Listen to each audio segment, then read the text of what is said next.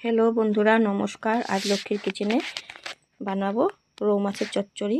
তার জন্য শস্য নিয়ে নিয়েছি, রসুন, আদা, কাঁচা লঙ্কা, টমেটো, পেঁয়াজ নিয়ে নিয়েছি।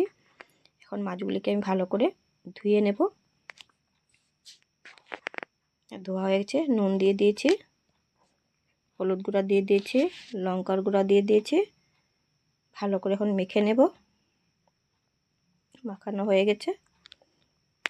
শস্য বেটে নেব ভালো করে মিক্স করে।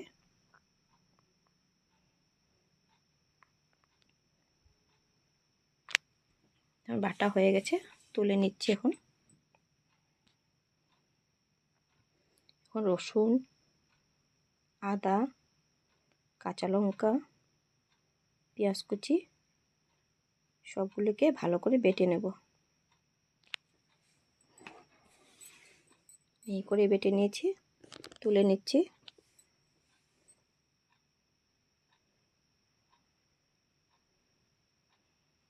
মশলা বাটা হয়ে গেছে। এদিকে আমি পেঁয়াজ কুচি নিয়েছি, টমেটো কুচি নিয়েছি, লঙ্কাও কেটে নিয়েছি। এদিকে মশলা রেডি করে নিয়েছি। কড়াই গরম হয়েছে, সর্ষের তেল দিয়ে দিচ্ছি। মাছ ভাজবো, একটু নুন দিয়ে দিয়েছি। মাছগুলি ভালো করে ভেজে নেব এক এক করে দিয়ে। উল্টে পাল্টে মাছগুলি ভেজে নেব লাল লাল করে। মাছ ভাজা হয়ে গেছে, তুলে নিচ্ছি।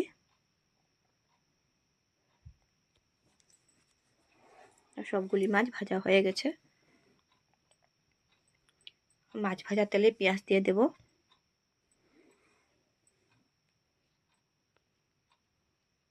পেঁয়াজটাকে লাল লাল করে ভেজে নেব।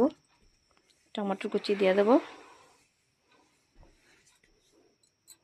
টমেটোর সঙ্গে পেঁয়াজ একসঙ্গে ভেজে নেব।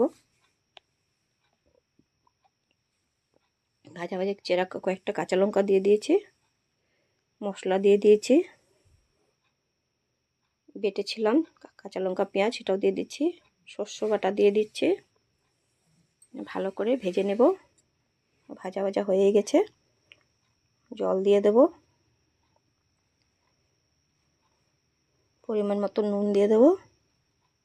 সামান্য একটু চিনি দিয়ে দেব।